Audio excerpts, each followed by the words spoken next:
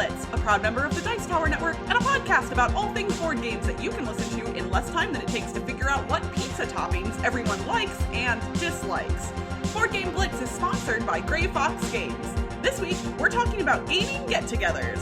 First, we discuss a couple games we've played recently, like Escape Room, the game Puzzle Adventure Secret of the Scientist, Exit, the game plus Puzzle the Sacred Temple, and The Search for Planet X. Then, we talk about how to plan and host a large game night at home. And now, here are your hosts, Ambie and Crystal. First off, we want to thank everyone who entered our contest to celebrate our 5th anniversary, and we want to thank our sponsor, Grey Fox Games, for providing some awesome prizes, and we are going to announce the winners. So, drum roll, everybody. Da-da-da-da-da-da-da-da. The winner of the family pack of games is Nathaniel, and the winner of the After the Empire Pledge is Trey. So, congratulations, and thank you to everyone who entered. We really appreciate all your kind words and your suggestions.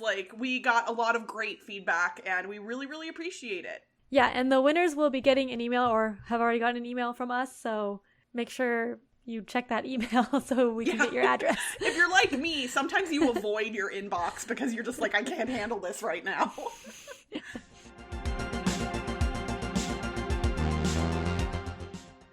Recently, I played a couple of escape room jigsaw puzzle games. Woohoo! I actually streamed both of these. So I played Escape Room the game, Puzzle Adventure, Secret of the Scientist. That's all one name.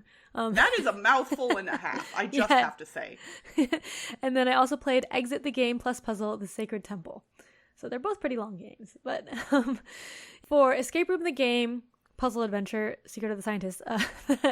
Every time you're like, let's just call it Secret of the Scientist going forward. Okay, so that one is Escape Room the game series. Both of these are series of escape room board games that we've played other games in this series before. So the Escape Room the game series is the one with, there's a box with keys that you put in, like a physical digital box thing.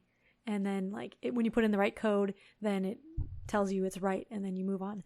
And then Exit the game ones are the destructible ones that you can't replay. So you have cutting up and stuff like that with lots of puzzles usually. So I liked both of them. But I'm going to kind of go over what they are like. Both of them are pretty much what you would expect from an escape room game plus a jigsaw puzzle. If you like escape room type games and jigsaw puzzling, then you should definitely do this. These were made for me, basically. They really were. Yeah. So I did the Secret of the Scientist one first. So in that one, which is the escape room the game one, each puzzle is a different room. Each jigsaw puzzle is a different room. So you assemble the jigsaw puzzle, look at it, and then there's a puzzle for a code in it, an escape room puzzle in there, and then that will show you how to get to the next room. And it had boxes that you open inside the box, and that gives you to the next puzzle. And the way you did the code for that one was a couple of jigsaw puzzles, and one is the A piece, one's a B piece, one's a C piece. So you put those together in the order of the code, and then that's how you you get the box that you're opening for the next step. Yeah, so what was interesting about this one is that the puzzles weren't rectangles. They weren't nice rectangles. They had edges and stuff, but they weren't just clean rectangles, which was nice and made it a little harder. Also, the pieces were not unique.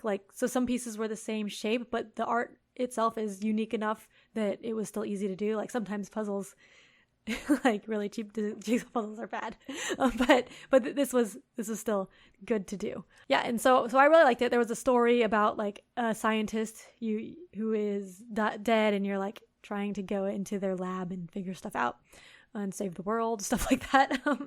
And I really enjoyed it.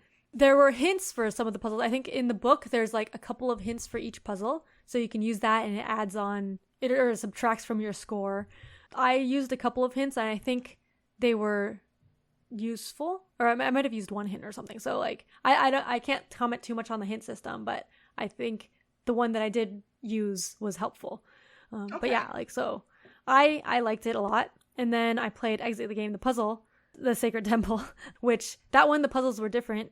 It was a little slightly different experience. So in the Exit one, there's 4 different puzzles. Each one was a scene. So if you've played exit games, you know how there's a book that has different pictures in it, and then you're normally going through the book to look at the pictures, and then there's riddle cards and stuff. So instead of a book, it has jigsaw puzzles. So the puzzles had the scene, and then each scene has a few of the exit puzzles in them. And instead of cards, all the hints are in the book, which is nice. Oh, yeah, that's interesting. Yeah, you can just like look it in the book. I was actually able to mostly do it without destroying. There was a couple of puzzles that had like used up the components and destroyed it, but I think like I can make it so that someone else can play with it, because like one of them, there was cutting, but like that part wasn't super puzzly, so I don't think it'll detract too much from someone else doing the experience again if you want to. But I really enjoyed it. What was really cool about this is the puzzles, like some of the puzzles, the escape room puzzles, used the fact that it was a jigsaw puzzle. So like instead of just being like looking at the image. That's good. No. So that answers a big question that I kind of had about these, is like, how does the mechanic of a jigsaw puzzle factor into the game or the theme or whatever? Like, is it just a jigsaw puzzle for the sake of a jigsaw puzzle? And so you're telling me basically that at least they've kind of incorporated it more than just that. Yeah. For the exit ones, it was. For Escape Room the game, it was not. Okay. And that one, it was just like the image, and then like all of the jigsaw puzzles fit together to be like a whole image, but it was just an image. So yeah. The exit the game ones, though, it used the jigsaw puzzle as part of the puzzle, which was really neat. It also confused me sometimes because I would forget that it's a puzzle. But yeah. And then the puzzles themselves are good quality. The pieces in the puzzles were unique, so that was cool. And then but I noticed that all 4 puzzles had the same cut, which wasn't actually part of like a puzzle. I was thinking maybe like, oh, maybe you'll have to put it together, the different puzzles, and make like a weird combination of them, but we didn't have to do that. Okay, so I don't want to send us too far down a tangent here, but this is not going to be my official review for this episode, but I recently played a different game from Escape Room the game, the Jumanji one. And the Jumanji one is like the newer Jumanji movies in that it's like you get sucked into a video game rather than a board game. And so there's a bunch of levels within the game itself that you have to complete. And in some of the levels, there was a jigsaw puzzle that I had to put together. And that jigsaw puzzle, admittedly, I haven't done a jigsaw in a long time, but from my inexperienced point of view, it was one of the worst quality jigsaw puzzles I've ever put together. The pieces were thin and also kind of warped, and so nothing would stay together. And spoiler alert, but not really, because it's not really a spoiler. You have to flip this jigsaw puzzle over after you've constructed it. And if it were a well-constructed puzzle, I think that would have been doable. But considering it was barely holding on prior, when I tried to flip it, the whole thing just came to pieces. And I literally had to quit the game early because I was like, I'm not reconstructing this. So, but you're saying the puzzle quality from the Secret of the Scientist game wasn't too bad? It wasn't too bad, no. It wasn't as good as Exit the Game one. Exit? Okay. But it was still like, I didn't have complaints about it. So, they were small pieces, so maybe that helped. It was still like the ones, decent thickness though, big. So. Okay. Yeah. But yeah, like, people can watch the VOD that you've uploaded to our YouTube channel of me playing that game, but needless to say, while it was fun, the ending left something to be desired because I didn't actually get to finish it. Oh, and then for replayability for mine, the Escape Room the game, the Secret of the Scientist one is replayable, so you can put the pieces back in the box. The thing is, you don't want to like turn the box because you want to like put the pieces in individual bags because they're in like these boxes, kind of like Pandemic Legacy, where you rip open the box to get to the puzzle pieces, but then when you put them back in after you've done it, there's no bag for it. So like if you turn it over, the puzzle pieces will fall out and they don't have different backs, so you're not sure which one will go in which piece. So you have to be really careful with that. With Exit the Game, all the puzzles have different backs, so that makes it easier. Although like technically it's not replayable since some of the puzzles are destroyed. So it's better for replayability, but it's not supposed to be. That's funny. But yeah, I am excited about these jigsaw puzzle escape room games, and I hope more come out. It always kind of fascinates me how all these companies tend to kind of come up with these ideas in tandem with one another.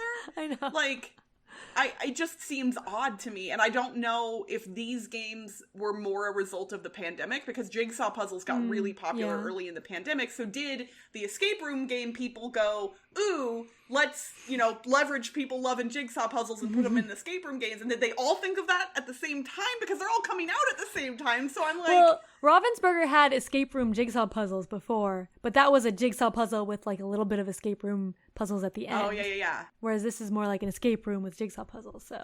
That's true. I like these better. So, we were building toward this the whole time, and I just didn't notice, is basically what you're saying.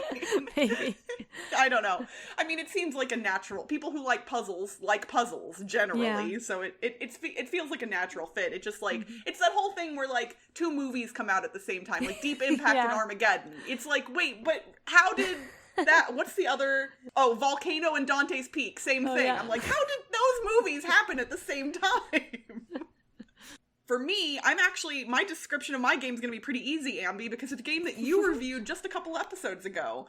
You talked about The Search for Planet X from Foxtrot and Renegade, which is a deduction game where you are searching space for Planet X, which is hidden in one of the sectors of this big board in the middle of the table. And when you talked about it, I was like, ooh, yeah, that's one I've been interested in. And guess what? Last night, a friend of mine brought it over. And so... Yay! I was so excited. I was like, I want to play that. So just to give a really brief overview, it is a deduction game. All players have a screen and a sheet behind that screen that they can write on. And you are using information given to you by an app to help figure out where Planet X is. And you are trying to be the first to locate Planet X, but interestingly enough, and differently from a lot of other deduction games, the person who finds Planet X is not guaranteed the win, because there are point values associated with other things you can do during the game, including publishing theories about what celestial objects exist in other parts of the board. So I would say, from my only play of it, that the person who finds Planet X is almost always going to win, but it's not necessarily a given, and I loved that. I think that's really neat. Although, admittedly, when it happened last night, I had basically narrowed it down to 2 sectors, but I hadn't realized that yet. Like, I didn't realize how close I was. And when my buddy Greg said that he was, trying to actually, like, do the thing to get Planet X, I was like, oh, man. And then I could have also tried to find it, but I decided to just publish a theory that was worth 4 points instead, because that was a given for me, instead of having to guess. And then I realized after the fact that if I had guessed, I would have gotten it right, but it would not have given me the win, so it was fine. Needless to say, this game feels different because of the point system, and it's really enjoyable, and I like how the app helps facilitate the game for all of the players, because each player can download the app and then use it individually on their own phone, all connected to the same game. The logic rules will change between games, and so there's a lot. I mean, you're never going to get the same setup twice. It's a lot of fun. I really, really enjoyed it, and my buddy asked me, he said, okay, so you've played, in the past year, you've played Awkward Guests, you've played Cryptid, and now you've played Search for Planet X. Of those games, what are your favorites? And I found that question difficult to answer. Cryptid is very bare bones deduction, but it's quick because of that. And so if I want to play a deduction game and I want it to be snappy, I'm going to go for Cryptid. I like that game. Awkward Guests is more interesting to me thematically, I think. Like, I kind of like the whole, tracking down a murderer thing. But the setup for Awkward Guests is a pain in the booty, because pulling all those cards out and then putting them back at the end of the game, it's annoying. It's worth doing, but it's annoying. So it's hard for me to choose between Planet X and Awkward Guests for which is my favorite, honestly. I like them both a lot. I've played Awkward Guests a few more times. Obviously, I've only played Search for Planet X once, but this is an anticlimactic. I don't know which of them is my favorite, I guess. I would have to play Planet X a few more times. I actually think Planet X I might end up liking more, but that's not to take away of my love of Awkward Guests, because I really like that too. So, yeah. Search for Planet X is a win in my book, and now I really want to play it with you, Ambie, even though I know you'll kick my butt. It's so fun. I still need to play Awkward Guests with more people. But yeah. I am worried about setup. It's annoying.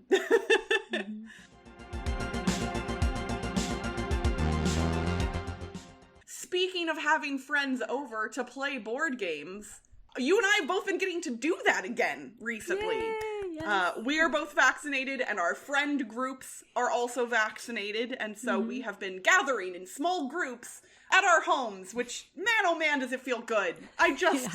Although I am realizing that I am not the only one having a very particular problem right now where we get less game playing in because we're just so happy to be around each other that we just end up like chit-chatting more than even usual.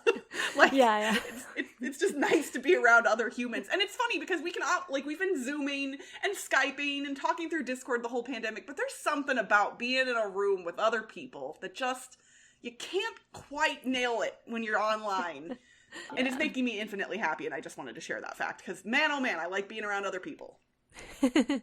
Yeah, I'm an introvert, but I still missed people, so. I mean, that's saying something, yeah. If even the introverts are like, give me people, then you know.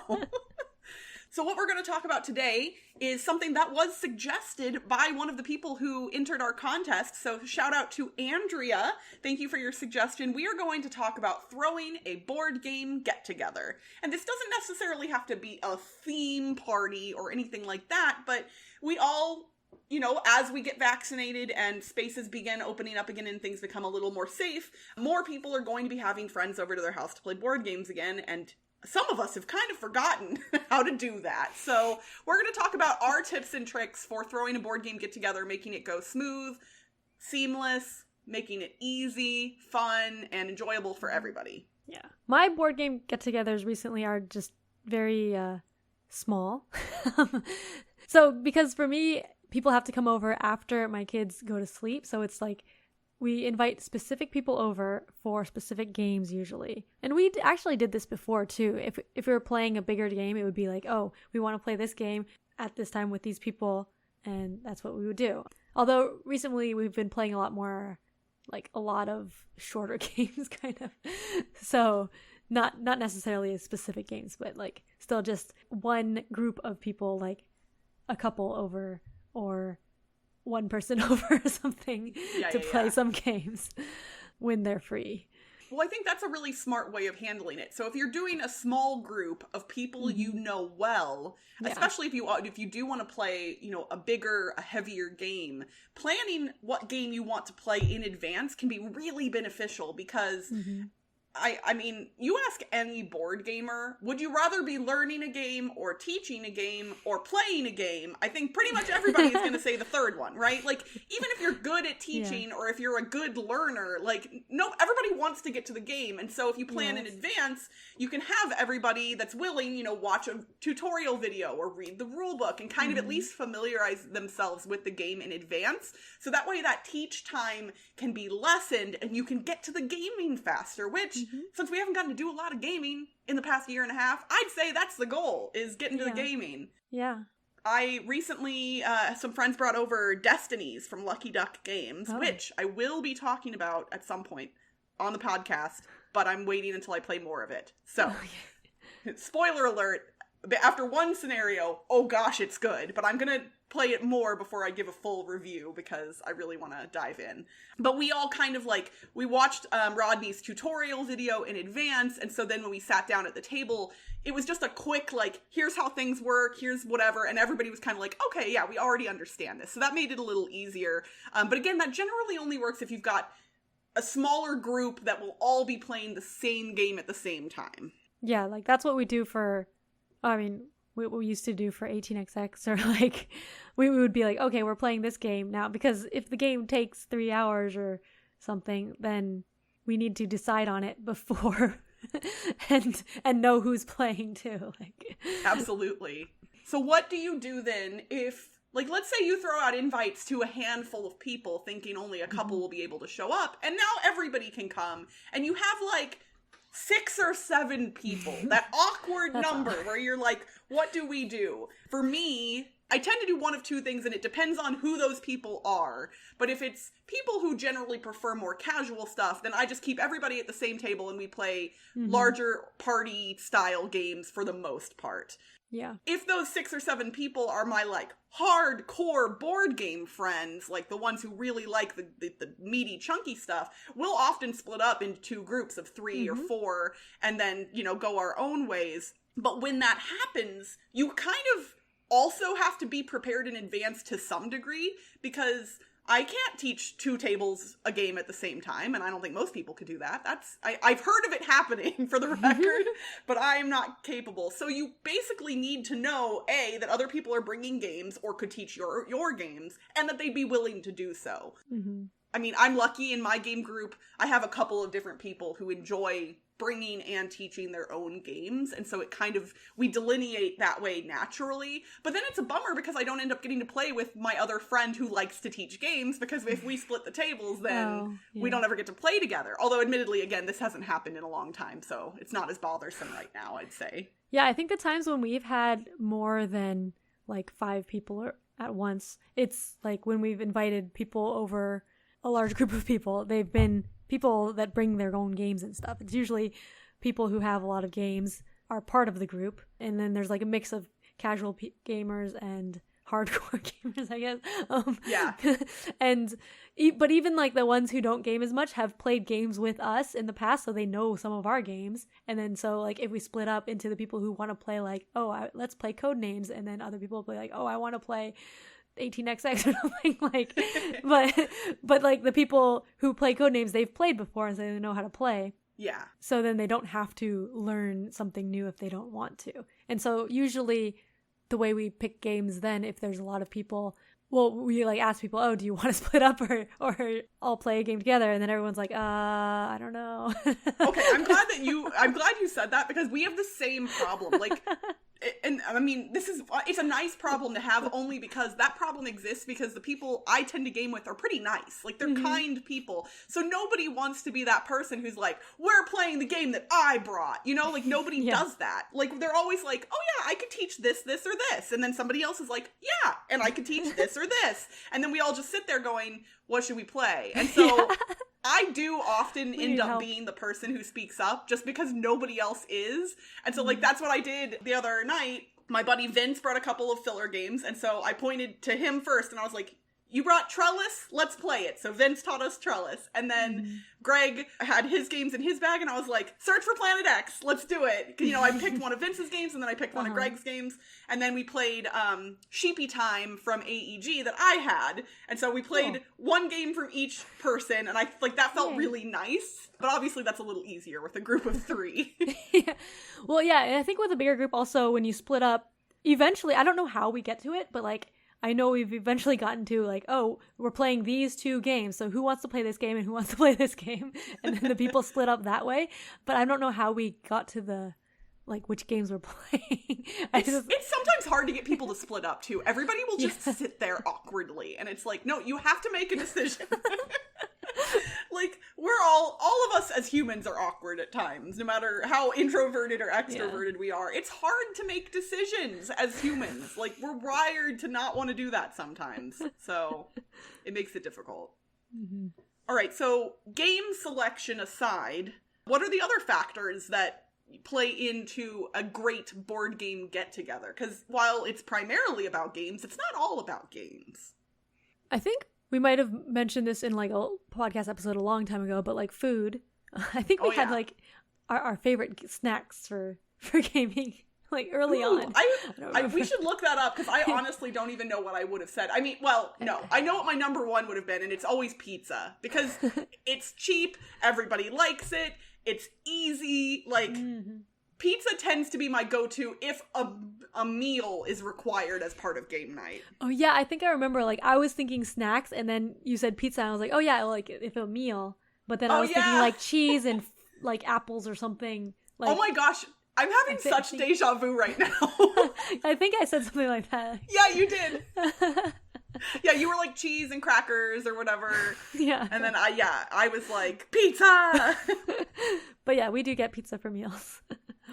Yeah, pizza's good. I've done some other fun things for meals. Like, we've ordered for a big get-together in the past, like, you know, years ago. Like, we've done, like, kind of catering from a restaurant as well, if you're gonna have a lot of people over. Or one time a buddy of mine actually, like, cooked a gigantic pot of spaghetti for everybody. And admittedly, we didn't eat the spaghetti while we were gaming because, you know, that's a recipe for disaster. But it was really nice because it felt good to have a nice hearty meal, you know, that it felt better than just like shoving down some greasy pizza. Don't get me wrong, I love pizza, but it's not like, it doesn't make you feel good. Yeah. Like sometimes when we have our friends over, if it's like an all day thing, which isn't happening anytime soon, but like, but it will eventually. When we did have that, Toby loves barbecuing. So he would do barbecue and then we playing games. Cause like it takes a long time to smoke something. And he just checks on the temperature, and then we play games, and then we have the barbecue. So it's like a whole event, games and barbecue, and hanging out. So. Oh man, that sounds good. I want to come over to your place next time that happens. Just a quick drive over to San Francisco, you know. Yeah, for me, I tend to try and have at least a couple of snacky things available, especially if like the dinner style food isn't going to be present or if it's not going to be there right away. So that way if people are hungry, they have something to munch on. I tend to try and have something dessert-esque as well, whether that's cookies or brownies or, you know, something sweet for people who want that. And then I also try and make sure I have a variety of drinks available. For me lately, I've kind of gotten obsessed like a bunch of other people with sparkling water. And so I have a whole bunch of different flavors of sparkling water in the fridge, as well as some like sodas and other things like that. But yeah, my friends tend to be not super picky, which is kind of nice. I can kind of just have whatever laying around and just tell them, hey, take what you want. And that seems to work out pretty well for me. Yeah. Actually, like when our friends come over, they bring food now. Sometimes, oh yeah, my friends do that too, and like that's awesome. Like people will ask, you know, oh, what can I bring? And we've definitely done potluck style stuff in the past as well. That's always nice if you're kind of like, hey, bring a side dish of some kind. Like especially like let's say Toby was barbecuing, then if everybody else brings a side dish, then you've got a whole meal right there, and you all only had to worry about like the one big part of it. So when Andrea suggested this topic to us, she mentioned a couple of things that she was hoping we would discuss. And one of those was learning new games versus old favorites. And that's actually an interesting point because my board game group tends to enjoy playing new games, learning new games and playing new games. And back when we were meeting in a public space once a week, we were almost always learning and playing a new game every week, generally. But I would say when you do a longer game night at home, I have found generally most people only have a tolerance to learn a certain number of games. And that can vary between people, but like people's eyes will start to glaze over when you're teaching them the third or fourth new game in a row. Like, that's a lot for your brain to process. And even if they're light games, that can still be a lot. So I generally try to only stick to one or maybe two new games, especially if they're heavy at all. And then bring out stuff that's really easy to learn, party games, lighter stuff generally, either to fill the gaps or to kind of like bookend the night. Yeah, for us, it really depends on who we're playing with. We have one friend who will like play anything and play all the new games, so that we can do new games with them. But last week we were just playing some old games that like we hadn't played in a long time. Like we played Yggdrasil, which we hadn't played since 2018 or 2017 or something. Yeah, and that was a lot of fun. It was kind of like learning a new game because we hadn't played in so long. but yeah, like I think it's nice, especially since we haven't played in so long just in general. It's nice getting old favorites back because we just haven't been able to play them. I would like to do that more. Like, it's funny because I still have that desire to learn and play new games. Yeah. I feel that pull toward my older games even more strongly than I used to. Yeah, same here. Which is probably why I literally just bought every single expansion to Race for the Galaxy from Mason Weaver online. Because I've owned Race for the Galaxy for a long time. I learned it in 2007. So like 14 years ago is when I first started playing that game. I've never played with any of the expansions. Not a single one. Wow. And admittedly, it's not a game I play crazy often, so that's been fine. But, like, I've always been curious about the expansions, and when Mason said he was selling all of them, I was like, I will take all of them, please. And I don't know if or when I'll get around to it, but, like, that pull toward that old game that I love, I'm like, ooh, but old game, new content, then it's kind of the best of both worlds, right? Like, I get to scratch both itches at the same time, which sounds like oodles of fun for me. I bought a few Flashpoint Fire Rescue expansions a couple years ago. Or no, I got them in a math trade or something. And still haven't played with the expansions. But I played the base game with you. Yeah, we played the base game. But I feel so bad. I forgot to clip some of the moments from that before it left our Twitch. I just completely spaced off clipping that one. And man, we had some fun moments eating hot sauce and playing Flashpoint Fire Rescue. Is the VOD on our yes, YouTube? It's on Okay. YouTube, yeah. So people can go watch all of the fun moments over on our YouTube channel if they want to see us eating progressively hotter hot sauces and watching fires spread.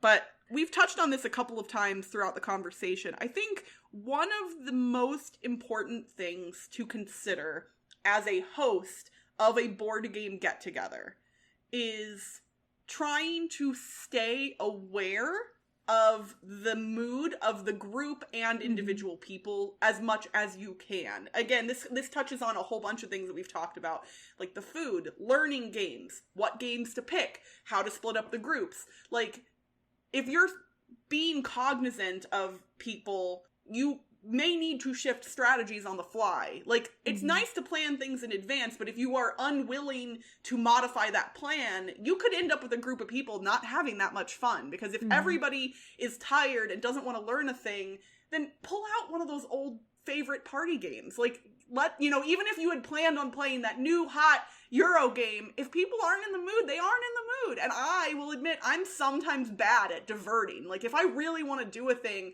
I will force it onto people without realizing that I'm doing that. And that's not always great. So I'm gonna, that's something that I need to work on. I think I'm even almost worse at it now because I'm so excited to play games with people that I kind of like, I turn into a, like, excited puppy that, like, is just not paying attention to anything. I'm just like, yes, new games, let's play things. Like, and that's not always the way to handle a game night. So. And that's it for this week's Board Game Blitz. Visit our website, boardgameblitz.com, for video and blog content, as well as to get links to all our social media pages. This episode was sponsored by Grey Fox Games. If you've heard the buzz about After the Empire, head over to GameFound to get your own copy of this medieval worker placement game.